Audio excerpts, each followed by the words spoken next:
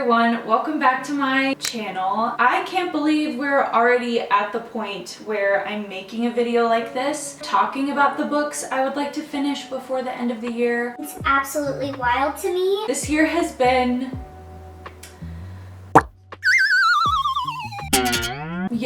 looking forward to finishing out this year. Today I wanted to share with you the 15 books, which is very ambitious, I would like to finish before the end of the year. Originally, my goal was to read 50 books in 2024, which I have surpassed.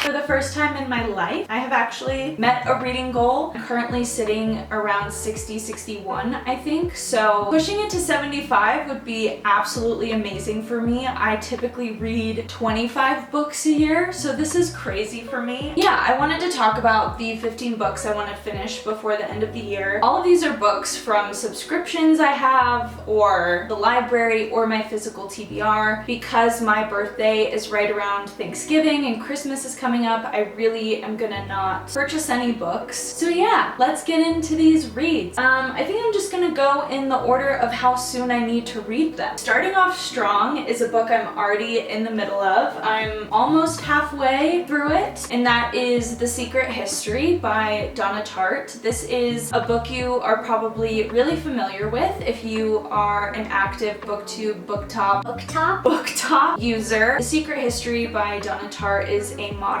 classic. It was written in 1992, I believe, and it is very dark academia, very fall, and has gotten a lot of high praise online. And so this one I need to finish because I am going out of town soon and won't be able to turn it into the library by like the date I have to give it back. I need to give it back like this week. Also, it has been on my list since I started consuming BookTube in like 2020, so I'm excited that I'm already this far into it, excited to finish it up. I guess also something really quick about me is I go into most books completely blind unless I've been told that there are like really crazy trigger warnings I need to look out for, but for the most part I like going into all stories knowing very little. So if I'm not elaborating a ton on the synopses of these books, it's because I myself haven't really looked into it that much. If you're curious, The Secret History, we're following a cast of characters at a very prestigious school in New England, and essentially you're just following their descent into madness. They're very pretentious, they're very petty, they're very secretive and mysterious. You just kind of see how their intellectualism is their demise, I feel like is the vibe so far I've been getting from this book. That's The Secret History. The second book I would like to read this year and also finish this week so I could give it back to the library is Intermezzo by Sally Rooney. This is a highly anticipated read for a lot of people, including me. I've only read Normal People by Sally Rooney. I actually have a vlog of my experience reading very popular BookTok books, and Normal People was included in that, and I really enjoyed Sally Rooney's writing and character study. I'm looking forward to picking up this. I know that this is a book about grief, and I'm expecting to feel a lot while reading this, and whether that's a good decision for me right now will be determined at a later date. I wasn't expecting to get this hold from the library. There were so many people in line for this book, so the fact that I got it is crazy, and I just want to be able to read it and finish it as soon as possible. The next book is a very anticipated read for me because I love The House in the Cerulean Sea, and that is Somewhere Beyond the Sea by TJ Klune. I have had this book on hold at the library since August. I don't think it came out until September, but I placed that hold early. Finally got it. Want to read it this month and just fall back in love with this world and these characters. I wasn't able to complete a full reread of The House in the Cerulean Sea before diving into this. I hope that's okay. I will find out. I really have no clue what the sequel is about. The first book doesn't necessarily end on a cliffhanger, so this just feels like a beautiful expansion of a world felt a lot of people resonated with. Looking forward to seeing what else TJ Klune had to say through this story. Next is a book I own and have owned for a bit. Also need to read it relatively soon because I have started a book club with a few people, and I forced everyone to read this as the first read because I am determined to finish it by the end of the year, and that is none other than Babel by R.F. Kuang. I am such a mood reader, but not necessarily in a seasonal way. I can read a very thick fantasy complex book in the summer if I'm in the mood for it, or I can read something super funny and goofy and light in the thick of winter. But this just has such a autumnal, gritty atmosphere to it that it needs to be read in the fall and winter, I think, for it to have the full effect. So I've been waiting to dive back into this world. I started reading it on the cusp of spring and I had to stop. Even though I was really enjoying it, my brain didn't have as much fantasy, magical realism reading under my belt when I first picked this up, where now I feel like I do and can really appreciate the other thematic elements of this story that R.F. Kuang is communicating. And I hope that the people in this book club with me don't hate me for making them dive into such a complex magical realism world. The next little stack of books that I'm going to talk about are all books I currently own. First one is The Man Who Died Twice, which is the sequel to The Thursday Murder Club. I read the first book with my mother-in-law and brother-in-law in January of this year, and the three of us just had a really wholesome time. We found out that they're actually going to adapt this series into a television show. My mother-in-law very kindly bought me and my brother-in-law the second book so we can continue with the series and hopefully be able to watch it when it comes out. I'm pretty sure it comes out in 2025 even, or 2026. This is more so we can all keep moving in the series, and I've been reading it for quite a bit. It's been my before bed book because though it is like mysterious and sometimes tense, for the most part it's incredibly wholesome and really good to cleanse the palate at the end of the day. So I really want to finish this by the end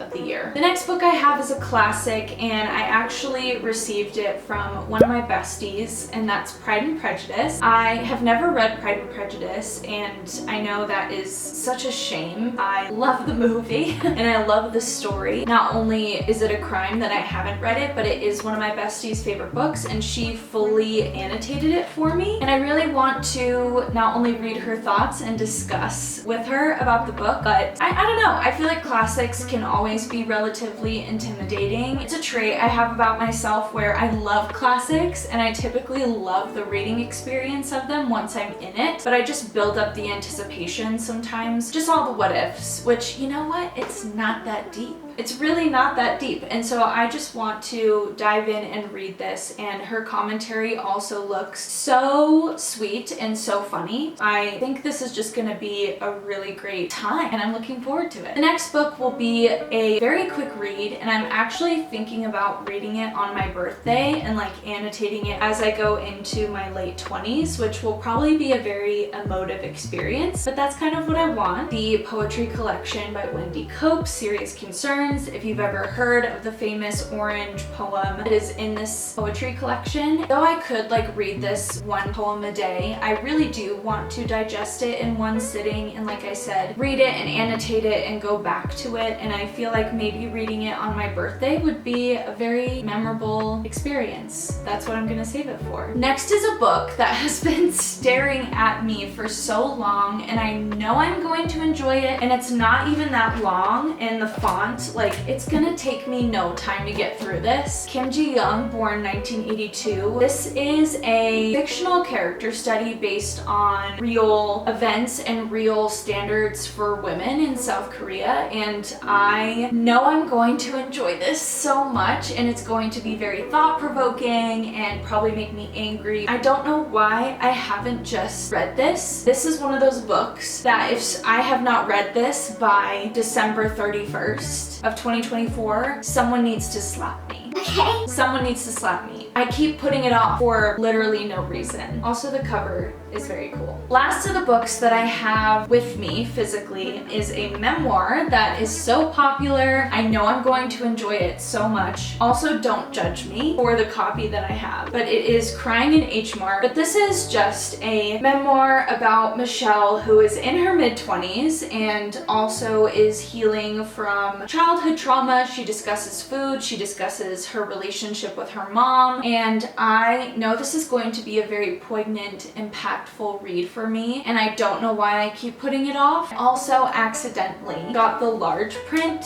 version, which if you've never seen a large print version of a book, like, I don't know if you can understand how large the font is by what I just showed you, but it like is so large it makes my eyes hurt, which is so disappointing. I've ordered a large print copy by accident twice now, which is embarrassing to say the least. I need to get over it and I need to just read it with the large print. I need to read this by the end of the year. On to all of the digital books I would like to finish this year. Some of these I'm currently already in the middle of. I use Everand. This is not sponsored. It used to be called Script, but I use Everand for all my audiobooks and ebooks, as well as like I use the Spotify Premium audiobooks because I have Spotify Premium already. But Everand is so much better than Audible, y'all. I don't care. You don't get as much access to like highly popular titles that are just releasing. Like they eventually come on the app, but you have so much access to so many ebooks, so many articles, so many audiobooks for like a flat monthly fee or a flat yearly fee. I should be sponsored by them with how much I use them. So all of these books that I would like to read are through my subscription to them. The first one that I would like to finish before the end of the year is Howl's Moving Castle, which I'm already on track to finish because I'm reading it with Carolyn Marie Reads. She has a book club on Fable called the Well Read Book Club that she just started, and I had to join it because I love her taste in books. Our first read for November was Howl's Moving Castle, which has been on my list for so long, and I was so excited she chose it. So I'm actually already probably like 30% of the way through the book, really enjoying it. I'm on track to finish that by the end of the year. A series I would like to finish by the end of the year is the Murderbot Diaries. I have mentioned it so many times, even with the small amount of videos I have. I love the Murderbot Diaries. It has been such a pleasant, unexpected, surprising love affair for me this year as someone who has never really read or liked science fiction, or The Hunger Games was as dystopian as I got before this series, and I really would love to finish it by the end of the year, or at least read or listen to one or two more of the books by the end of the year. I think I'm currently on the 5th or 6th one, which is the one that's the longest. So I'm excited and nervous because all of them have been like pretty short up until this one, so I'm excited to see what adventures await. The next book I would like to read has been on my TBR since I became hyper fixated on this specific topic and these specific women. And the book I would like to read about this hyperfixation is The Island of Sea Women. It's a historical fiction novel about the women of Jeju. Jeju is an island off of South Korea. I don't really know how to explain what they do. I'm going to maybe link a video here or in the description that you can watch of what these women do. It just moved me. These videos and the stories of these women moved me so much, and I don't know why I've been putting off reading an actual novel about it. I think because it's probably going to affect me deeply, but I want to be affected. I want to finish out the year affected. I would say this one I'm okay if I start it like January 1st. Like, it's not going to be the end of the world, but I would like to just say that I actually read this book by the end of the year. The last 3 books are a little bit more thematic to the season that we're in. The first of which is also I don't have many nonfiction books in this little stack, but this one is another nonfiction pick, and that is Braiding Sweetgrass. This has been on my TBR for actual years, and if I have not read this by the end of the year, again, I need someone I just have to finish this book by the end of the year. Also, November is Native American Heritage Month. I want to read it now. It can be read at any point in the year, obviously, but I just, again, more thematic, literal years I've had this book on my TBR.